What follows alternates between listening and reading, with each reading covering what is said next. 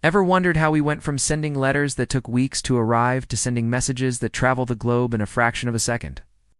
It's all thanks to the internet, a sprawling, invisible network that connects almost every aspect of our lives. But where did this world-changing invention come from? Let's rewind the clock and uncover the incredible story of the internet. Our journey begins not in a Silicon Valley garage, but in the tense atmosphere of the Cold War. In 1957, the Soviet Union launched Sputnik, the first artificial satellite. This event sent shockwaves through the United States, sparking a frantic race for technological superiority. In response, the U.S. government formed the Advanced Research Projects Agency, or ARPA. Their mission? To create a communication network that could survive a potential nuclear attack. The existing telephone system was centralized. If one key hub was knocked out, the entire network could collapse. The military needed something different, something decentralized.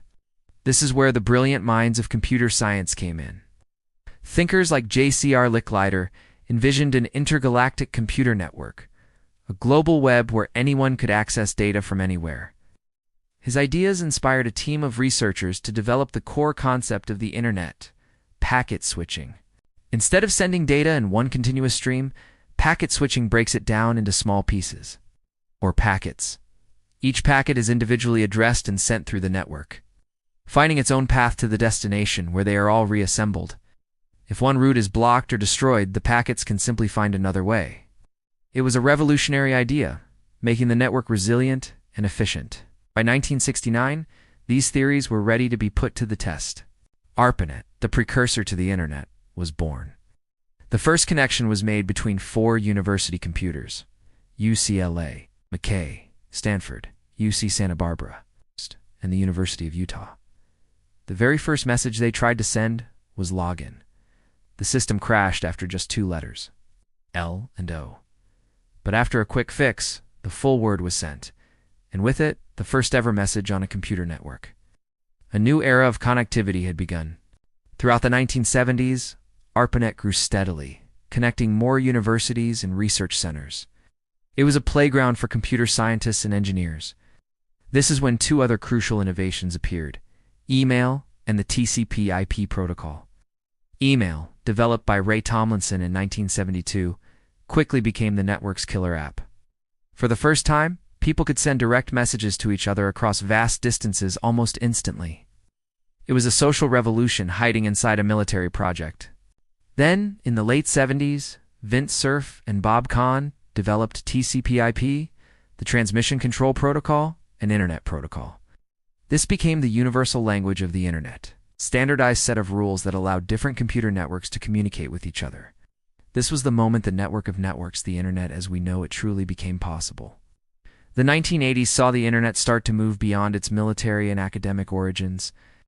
Other networks, like the National Science Foundation's NSF/NET, were created, forming a new backbone that dramatically increased the speed and capacity of the internet.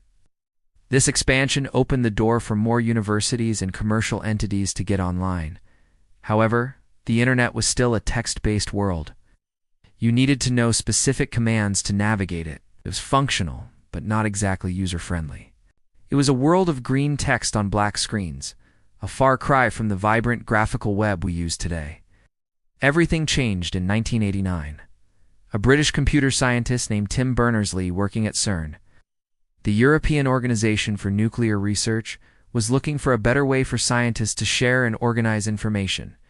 He proposed a system using hypertext text that could contain links to other documents.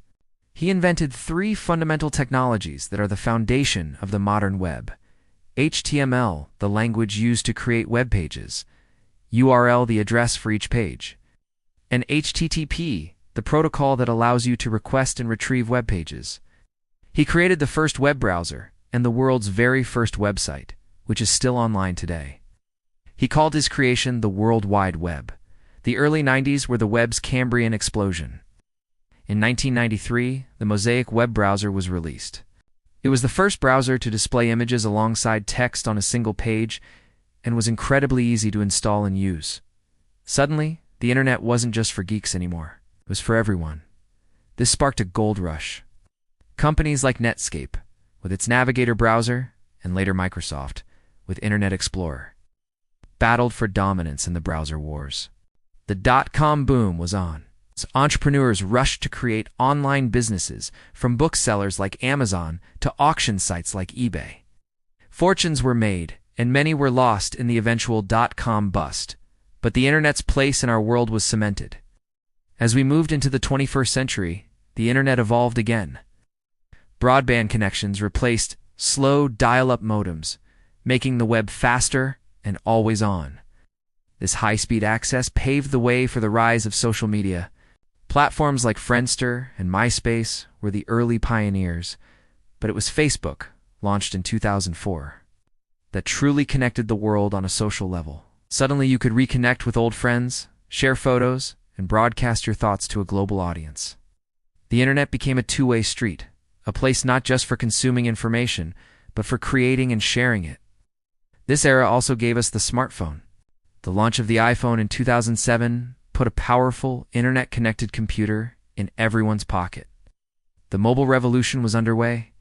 The Internet was no longer tethered to a desk. It was with us everywhere, all the time. This led to the explosion of the app economy, changing how we shop, travel, date, and entertain ourselves. From ordering a ride with Uber to streaming endless content on YouTube and Netflix, the Internet integrated itself into the very fabric of daily life. Today, the Internet is still evolving. We're on the cusp of new frontiers with the Internet of Things, connecting our homes, cars, and even our clothes to the web. Technologies like 5G promise even faster speeds, unlocking possibilities for augmented reality, virtual reality, and truly smart cities. And of course, there's the ongoing development of artificial intelligence, which is set to transform how we interact with information and the digital world in ways we can only begin to imagine. From a Cold War defense project to a global platform for communication, commerce, and culture, the history of the Internet is a testament to human ingenuity and our innate desire to connect.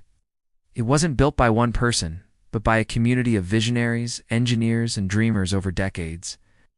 It's a story of collaboration, innovation, and a relentless drive to make the world a smaller, more connected place. What will the next chapter hold? Only time will tell. Thanks for watching.